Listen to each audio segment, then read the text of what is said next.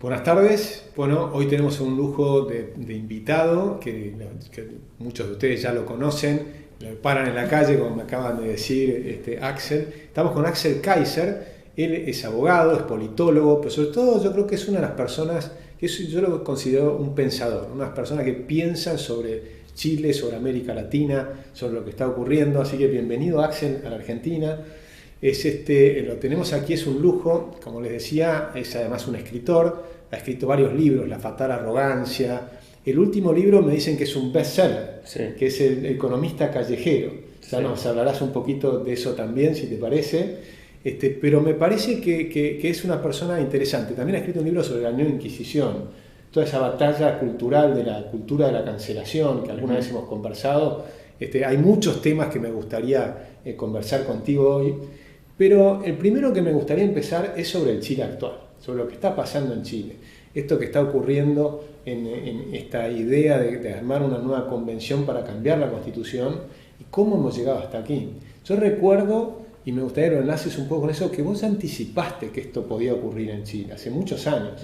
Me acuerdo, no sé si era en 2007 o algo por el estilo, que ya empezabas a decir que se estaba perdiendo la batalla cultural y cómo eso luego se transforma en hechos concretos. Así que, ¿qué te parece si empezamos con ese tema? Sí, gracias Agustín por la invitación y encantado siempre de estar con ustedes acá en Libertad y Progreso, que hacen una contribución tan importante para toda América Latina, ¿cierto?, en la defensa de las ideas de la libertad. Efectivamente, yo el año 2007 publiqué ese libro El Chile que viene, que fue mi primer libro. Yo estaba recién saliendo de la universidad y en ese libro yo advertía sobre cierto discurso que se estaba instalando a nivel de élites empresariales, políticas, intelectuales en el país. Y el discurso era fundamentalmente redistribucionista, estatista, muy agresivo con los fundamentos del libre mercado que habíamos construido en Chile durante los 80 y los 90. Y en consecuencia yo predecía que si avanzábamos por ese camino el país iba a terminar en algún minuto con un afán de cambiar absolutamente todas estas instituciones y destruir básicamente los fundamentos de nuestro éxito. Incluso hablé de un estallido social. Yo fui el primero en usar ese concepto en Chile, que podríamos tener un estallido social con militares en las calles. Todo eso lo digo en el libro El Chile que viene. La verdad es que yo releyéndolo a veces impresiono de lo acertado que fue el diagnóstico. Y luego escribí La fatal ignorancia el 2009, donde profundizo en eso, ¿no? El ataque a los fondos de pensión, el ataque al sistema de seguridad, digamos, de salud privado, que vendría siendo las ISAPRE, y todo eso. Y eso es exactamente lo que ocurrió después. Hoy día estamos en una situación en la que se han abierto las puertas a la refundación completa del país. Hoy día ya ni siquiera es solo el sistema económico, es absolutamente todo, desde la estructura organizacional del Estado chileno hasta el sistema político, pasando obviamente por el sistema económico y todas las reglas de convivencia del juego democrático en el país. Así que...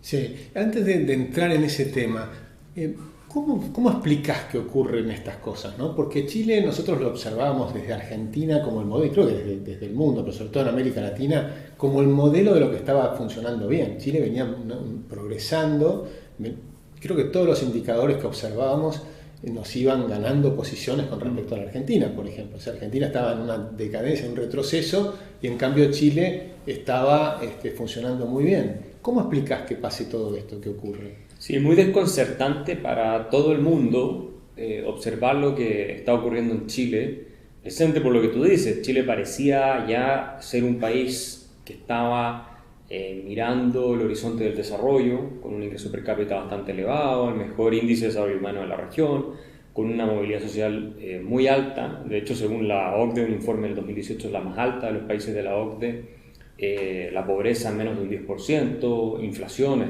prácticamente no tenemos, es decir, un mínimo durante décadas, y así sucesivamente. Y de pronto estalla todo y estamos en esta senda, ¿cierto?, de cambiar los fundamentos de esta prosperidad. ¿Y qué es lo que pasó, Agustín? Yo diría que una de las explicaciones fundamentales, a mi juicio la más relevante, no es la única, porque esto es multicausal, es que se instaló la hegemonía intelectual y cultural de ideas de izquierda, lo que a mí me permitió predecir con detalle lo que ocurrió o lo que está ocurriendo hoy día en Chile. No es que yo hice algo así a lo Nostradamus interpretable, no, fue muy específico y muy concreto, y está en libros y columnas. Fue analizar las tendencias intelectuales que estaban comenzando a tomarse el espacio de discusión pública y académica. Todo parte por las ideas, todo parte por los intelectuales, y cuando tú ves cómo va bajando esto y se establecen nuevas categorías de análisis, en que el foco, por ejemplo, en Chile pasó de la preocupación de los 90, que era cómo crecer económicamente y cómo sacar a la gente de la pobreza, a cómo redistribuir la riqueza, y eso fue un cambio discursivo, ideológico, intelectual, no fue otra cosa que eso. Entonces giró la economía política del país, y por lo tanto las instituciones dejaron de ser diseñadas para crear los incentivos de modo de seguir produciendo progreso, sino que para, por un lado, redistribuir esa riqueza y por otro, dar señales de que se está sancionando a los que han sido exitosos, ¿cierto? Porque el discurso igualitario siempre es un discurso, a mi modo de ver, fundado en la envidia. Ese es el problema. Y cuando tú tienes la envidia institucionalizada, que esto hablaba Helmut Schmidt, tú puedes terminar destruyendo una sociedad completa. Y eso es lo que ocurrió en Chile. Fue fundamentalmente un tema de discurso, de ideas, de narrativa. Eso se lo ganaron desde la izquierda porque en las universidades predominantemente los académicos son más bien de izquierda y no muy partidarios, ¿cierto?, de las ideas de la libertad. También en el sector de cierta derecha conservadora no les gusta el sistema de mercado porque lo encuentran una fuerza corruptora. Y tienes también los periodistas, los medios de comunicación controlados en general por esta hegemonía intelectual de la izquierda. Entonces, claro, cuando tú a la gente lo único que le dices durante 20 años es que el país es un infierno de desigualdad, lo que no es verdad porque la desigualdad disminuyó, que solo se han beneficiado los ricos, que lo único que hay son abusos de parte de los empresarios y lo único que vendes es este odio social, llega un punto en el que las personas... Te transformas en Argentina, exacto. Y las personas empiezan a creer fuertemente todo esto. Y yo fui un protagonista de la discusión pública, así que yo debatí con todos los intelectuales de izquierda, con muchos políticos de izquierda, en todos los programas de televisión en Chile, y era el único que estaba advirtiendo que esto iba a pasar, y el único que estaba defendiendo este legado famoso de los Chicago Boys, que heredó la concertación, los gobiernos de centro-izquierda, incluso en parte lo profundizó, y del cual empezaron a sentir vergüenza después, y donde emerge esta nueva generación de izquierda, que es la de Gabriel Boric, que hoy día es presidente de la República, pero abrazando ideas de los 60, es decir, la nueva izquierda que tenemos nosotros, que es como el Podemos español, no plantea nada nuevo, nos está poniendo en una senda de regreso a todo este discurso proteccionista, estatista, redistributivo, de nacionalismo económico, que conocimos en la década de los 60, los 70 y antes. Entonces, eso es lo increíble. Y el apoyo más grande lo tienen, ¿sabes dónde, Agustín? En las élites económicas, es decir, en la gente de segmento y estrato socioeconómico más alto, joven. Si tú ves el apoyo a Gabriel Boric, a su gobierno hoy, que ha colapsado rápidamente, podemos hablar de eso, sí, donde mantiene firme el apoyo, no es en los estratos bajos, no es ni siquiera en los estratos medios, es en los estratos altos. Sí. De gente con más ingresos, pero joven, no los más viejos. Eso es interesantísimo y creo que no es único. Cuando uno veía las guerrillas en Argentina, también surgían de ese sector. Sí. ¿No? Cuando uno veía las guerrillas de izquierda y demás, suelen ser esos, ¿no? También lo cuenta con Antonio Escotado, cuando profundiza la historia, generalmente surge el comunismo de la prosperidad. Pero como hablemos del futuro, de cómo estás viendo hoy a Chile de aquí hacia adelante, ¿qué pasa en la convención? ¿Va a salir las reformas que se están haciendo? Contar un poco también a la audiencia cuáles son estas reformas más complicadas. Ha superado todos los límites de la imaginación.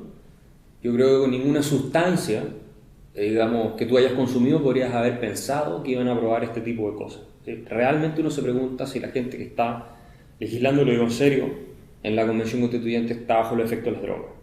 Porque te voy a decir algunos ejemplos de lo que están haciendo.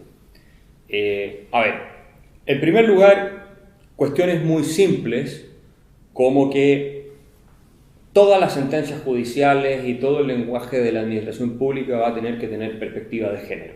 Eso está establecido en la nueva Constitución.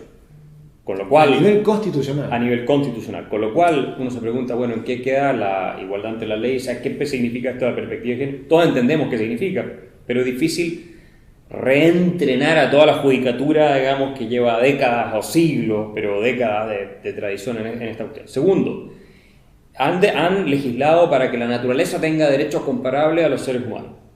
Eso está en la Constitución, los derechos de la naturaleza.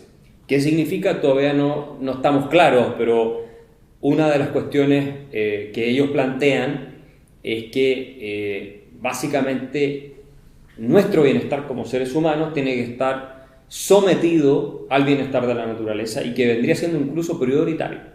¿Y eso incluye los derechos de los animales, por ejemplo? Incluye derechos de los animales. Entonces hay una filosofía muy antihumanista en esto. No es tratar de buscar el equilibrio, desarrollo sustentable, no, para nada. La naturaleza tiene derechos, es casi un animismo, ¿cierto? Los volcanes, los ríos tienen una especie de espíritu. Tiene la Pachamama. La Pachamama, que tiene que ser respetado a todos. Bueno, después el aborto hasta los 9 meses, incluso durante el parto. Eso está en la Constitución hoy día en Chile. O sea, tú puedes abortar hasta los 9 meses, incluso durante el parto, eventualmente, según la nueva norma aprobada por el Pleno en la Convención Constituyente. Lo cual es legalizar el infanticidio, a mi modo de ver las cosas. Increíble. O sea, solo por eso ya se debería rechazar la Constitución.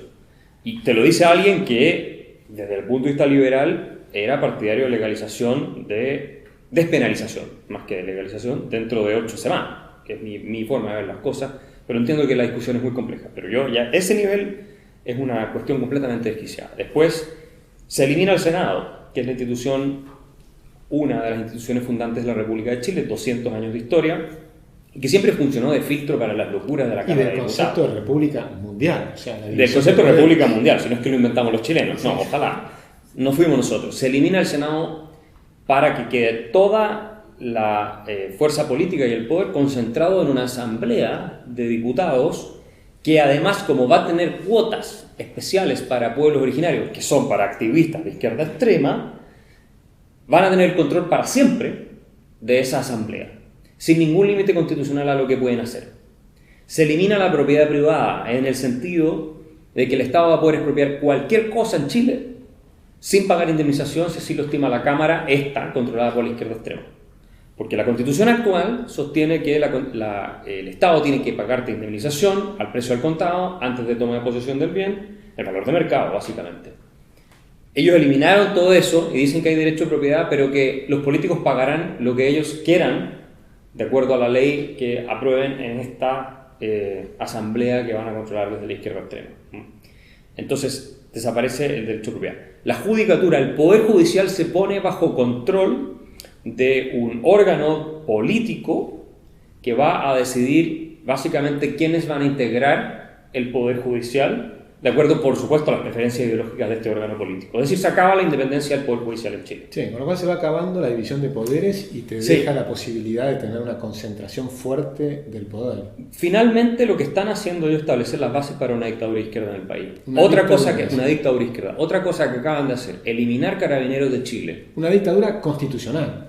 Sí, es una dictadura, claro, como la de Chávez, digamos, finalmente, claro. Si eso es lo que él hizo. Entonces, la policía, Carabineros de Chile, que es una institución muy admirada por la ciudadanía, ha tenido problemas, pero muy admirada por la ciudadanía y que existe histórica en nuestro país, ellos la eliminan y hacen una policía civil bajo control de ellos. Es decir, igual que lo que hizo Chávez en Venezuela.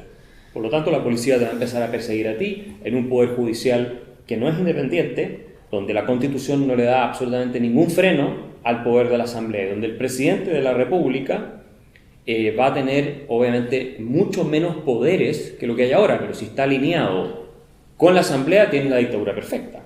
O sea, tiene el poder ejecutivo y el legislativo, sin ninguna protección de parte de la Constitución.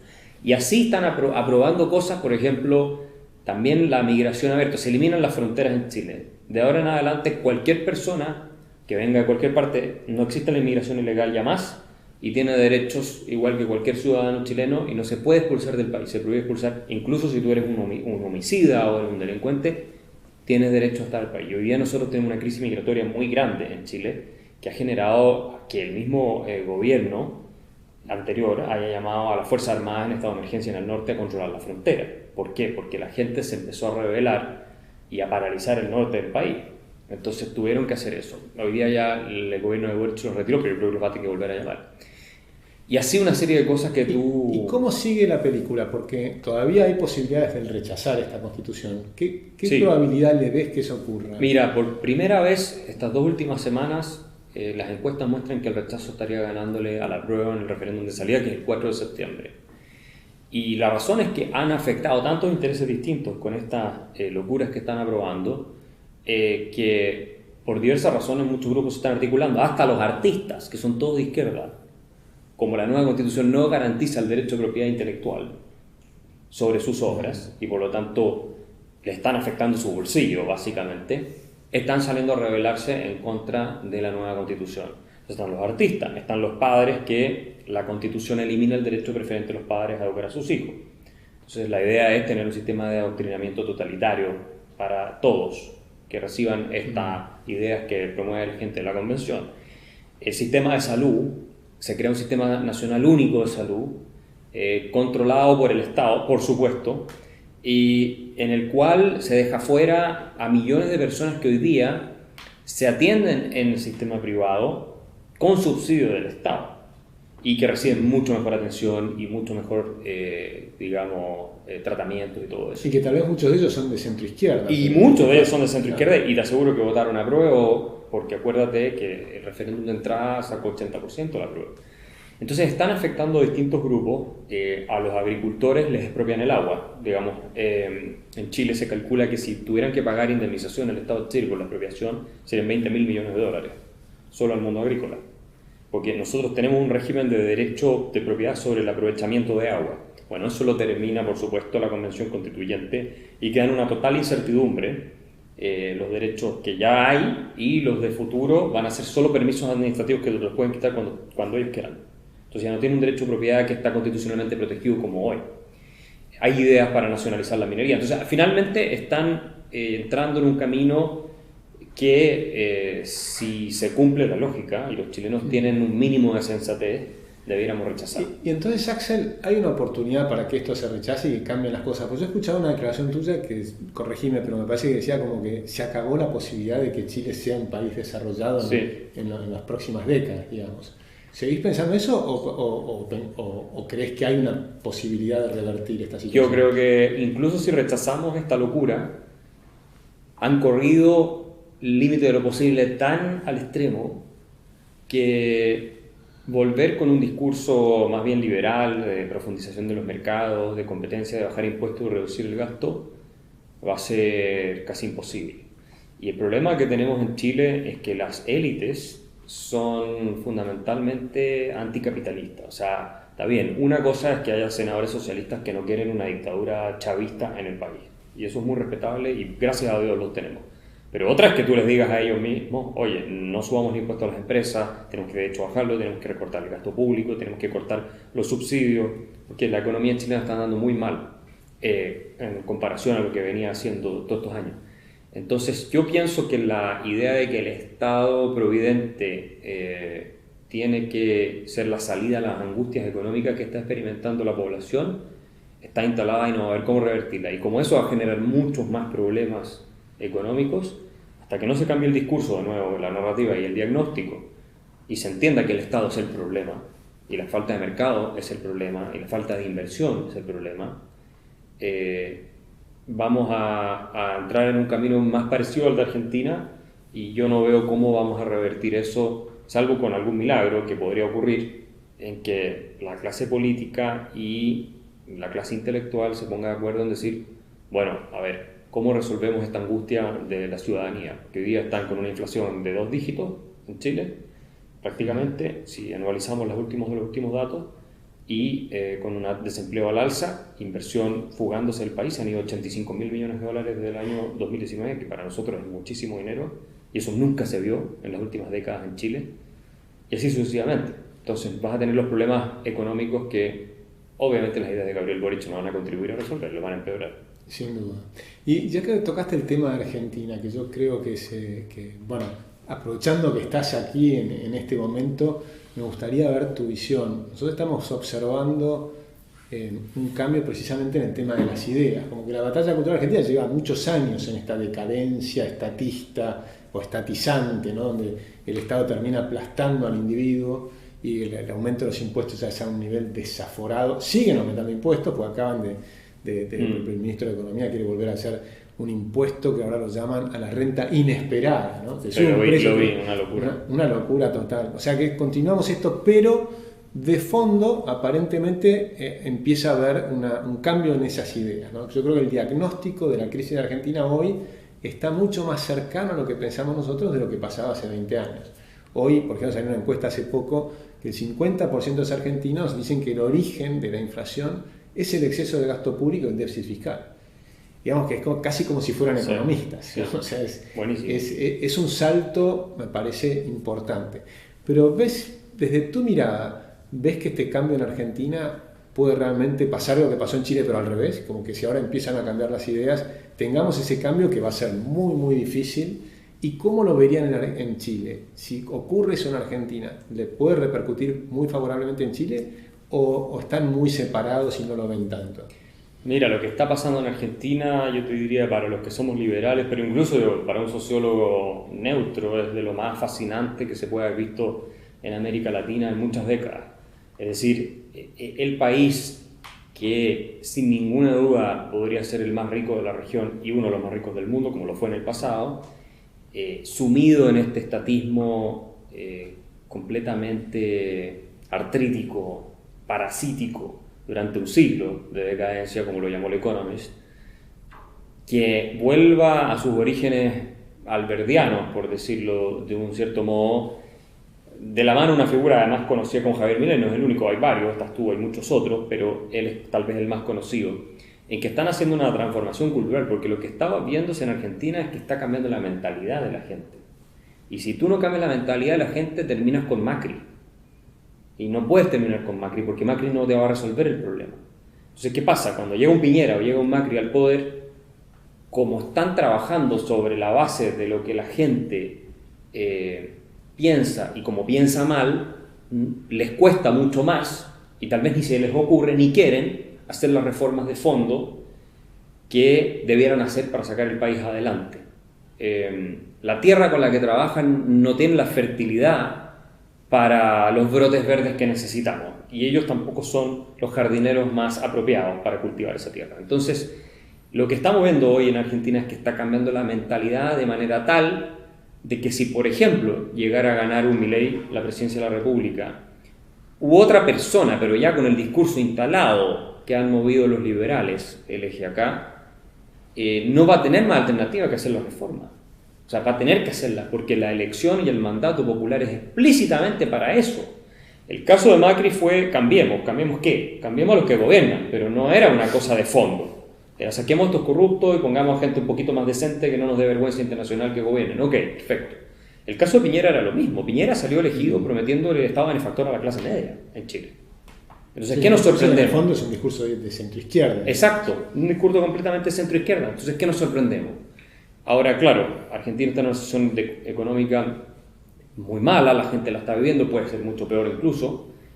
Chile está entrando en una situación muy mala, pero si acá se consolida la transformación mental, ¿cierto? El renacimiento argentino, porque eso es lo que es esto, es un renacimiento de Argentina, después de una época de oscuridad, porque ustedes partieron con mucha luz, siglo XVIII, desde mediados del XVIII en adelante, principios del XX, entran en este estatismo, fascismo, nacionalismo, socialismo, pongan el nombre que quieran, liberticida, entran en la época de oscuridad, a veces hay unos destellos por ahí, pero entran en la época de oscuridad y ahora hay un renacimiento. Y el renacimiento está siendo liderado nuevamente por intelectuales. El trabajo que han hecho ustedes en Libertad y Progreso, lo que ha hecho Ricardo López Murphy por mucho tiempo, lo que ha hecho Alberto Venegas Lynch y obviamente la figura de Javier Milei, que es la más conocida en términos de impacto mediático.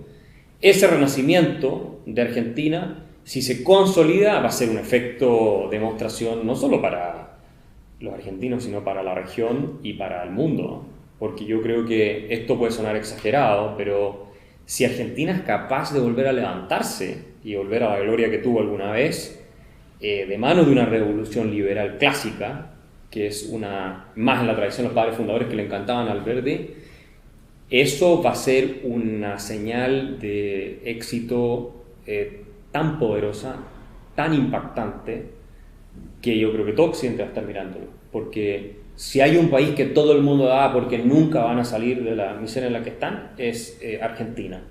Y lo que pasa con Argentina es algo muy curioso, porque cuando lo ves de afuera, esto es como tener un Ferrari que lo han golpeado tanto, han abusado tanto del motor, lo han maltratado de tal manera que el Ferrari no anda. No es como otros países que uno ya dice no pueden andar más rápido, son una citroneta, no pueden. No, no es el caso. Argentina es una especie de país, ¿cierto? Para usar la metáfora del Ferrari, que tú sabes que si lo arreglas, gana la Fórmula 1. Pero como está, no llegas ni siquiera ¿cierto?, a dar la vuelta a la cuadra. Entonces, esa es la paradoja de Argentina. Entonces, si logran arreglarlo y andar a la velocidad que pueden andar, a nosotros los chilenos lo que más nos conviene es eso, porque el efecto de demostración va a ser tan poderoso, tan impactante, que va a ser una derrota colosal para la idea estatista colectivista en toda la región y por supuesto también en todo el mundo, porque están todos sufriendo con los excesos del Estado benefactor. Como les anticipé, es fascinante hablar con Axel Kaiser, que estamos hablando aquí. Aprovechemos estos últimos minutos para que te conozcan más. Contanos un poco del economista callejero, del libro, y también de la Fundación para el Progreso en Chile, sí, el impacto que ha tenido, porque yo creo que la Fundación para el Progreso ha reencauzado también la discusión en Chile, ¿no? Me parece, de alguna manera. ¿Cómo nos puede, cuéntanos un poco de todo eso, de Axel Kaiser, de la Fundación para el Progreso y del libro? Mira, el libro El economista callejero es uno de esos esfuerzos por cambiar el clima de opinión, no solo en Chile, en América Latina. Espero que acá también contribuya, se va a publicar en principio en junio. Y lo que hice fue sintetizar 15 lecciones de economía de manera muy simple, siguiendo la tradición de Bastiat, de Henry Hatzfeld, para el público general. Teoría de precios, teoría del capital, del libre comercio, todo eso en 120 páginas, sin matemáticas, sin citas, sin nada, explicado con ejemplos muy simples. Y lo que hemos descubierto es que había un hambre voraz por parte de la ciudadanía por comprar estas cosas y por consumir este contenido. Entonces lleva 6 meses, número 1, en general la mayoría de los meses número 1 de los libros más vendidos de Chile, lo que tiene completamente desconcertados y desesperados a la gente de izquierda, porque nunca se lo imaginó. Y seguimos sacando ediciones, y los mensajes que llegan de todas partes, gente, te digo, no es necesariamente muy ilustrada en general, la que está aprendiendo mucho economía con ese libro, porque entienden la esencia, ¿ya? Y me refiero, no son académicos, son personas que trabajan en la ferretería, personas que trabajan en los taxis, personas que están en el mercado, en fin, y ellos leen esto y me mandan fotos, y las subo todo el tiempo a redes sociales, porque mandan las fotos donde están leyendo, mucha gente joven, de colegio, de universidad, gente que estudia otras carreras y que si leen un texto de economía típico que le enseñan a la gente que estudia economía no entienden nada, porque la verdad son difíciles de entender y además son muy aburridos. Entonces con esto es una contribución más en la línea de cambiar la mentalidad para que tengamos una alfabetización económica mínima. El analfabetismo económico es uno de los cánceres, yo te diría, educativos que tenemos en nuestros países, y por eso es tan fácil vender ideas absurdas y después hablar de precios protegidos o cuidados como hablan acá, o precios fijados como estamos hablando hoy día en Chile, de que hay que proteger la industria nacional, de que hay que subir el impuesto a los ricos. Todas esas cosas suenan intuitivamente correctas, pero cuando tú entiendes un poco, no es necesario que seas un experto, ya dices esto está mal. Y ese es el efecto que está teniendo el libro, es un poco revolucionario en ese sentido, porque es el primer libro de ese tipo que se publica en Chile, ahora se va a publicar en toda América Latina y en España en junio, y estoy muy contento. Y la Fundación para el Progreso surge hace 10 años ya con el objetivo de cambiar el clima de opinión intelectual, porque ese diagnóstico de que si seguíamos así nos íbamos a hundir fue compartido por algunos empresarios, y creamos este centro de estudio. Me invitaron a volver de Alemania, yo no quería volver a Chile, pero ellos me invitaron con este proyecto, y somos hoy día el centro de estudio por lejos de más impacto y más seguido en Chile en gente joven, y con más seguidores en redes sociales, en varias plataformas de redes sociales. Entonces sí hemos logrado cambiar la mentalidad en muchas personas, pero por supuesto no llegamos a tiempo, llegamos tarde, la ola que ya era muy grande. Y estoy apostando a que podamos crear un renacimiento en algunos años más, o en una década más, o lo que sea, con nuestras ideas, que son más compartidas también de lo que creemos. Porque cuando tú ves la última elección presidencial, José Antonio Kast sacó 44% de los votos, y tenía muchos aspectos de su figura que había varias personas que rechazaban, pero él tenía un discurso liberal en lo económico. O sea, él hablaba de reducir el Estado, era el único de todos los candidatos que hubo, de bajar los impuestos y hacer todas esas cosas. Entonces, ese es uno de los elementos que creo que atrajo votantes, sobre todo las nuevas generaciones, a José Antonio Kast. Por supuesto, teníamos también un discurso de orden, nosotros tenemos problemas de delincuencia muy graves, el tema de la migración, eso por supuesto también jugó un rol importante. Pero ya ahí creo que la Fundación para el Progreso ha sido el referente de mucha gente joven, todos los partidos políticos, las juventudes se forman con nosotros, no porque queramos, llegan solos, y hemos tenido, creo, un papel muy importante y espero que dé sus frutos en los próximos años. Súper interesante. Yo creo que también hay un tema que, escuchándote, y también lo tratamos de hacer en Libertad y Progreso, pero parte de este renacimiento que puede ocurrir, me encantó verlo de esa manera, ¿no? El renacimiento en el cono sur de América. Podría ser interesante para toda América, porque uno mira hoy Estados Unidos, hay un libro de Coding of the American Mind, Sí, no sé si lo has sí. visto, que muestra, hoy en ciencias sociales hay 10 de izquierda por cada persona de derecha, cada profesor de derecha, 10 profesores de izquierda por cada profesor de derecha. En economía es 4-1 y en psicología es 17-1 de izquierda. Sí. Y ahí viene la cultura de la cancelación, cuando tienes 10-1 ya, con lo cual lo que vos observabas para Chile lo estás observando para Estados Unidos, que se ha corrido el espectro intelectual hacia la izquierda, como lo muestra ese libro, o no estás tan alarmado. Sí, el tema de Estados Unidos es bien complejo. Yo tengo todos los datos también en la Nueva Inquisición. El libro que tú citas lo publicamos en la edición en español nosotros en Chile. Y claro, como Estados Unidos es el ventilador de ideas fundamental para Occidente, porque todos miramos a Harvard, Princeton, Yale, todas esas universidades, y están tan corruptas desde el punto de vista intelectual que nos estamos quedando sin referentes. O sea, ya estamos teniendo que ir a ciertas instituciones, la American Enterprise Institute, la Hoover Institution y cosas de ese estilo, y están dominando la cultura en Hollywood, en todas partes. Entonces, el caso de Inglaterra es muy parecido, en Canadá es muy parecido, pero yo te diría que es muy similar en todo el mundo occidental, al menos. En Chile es similar, en Argentina también.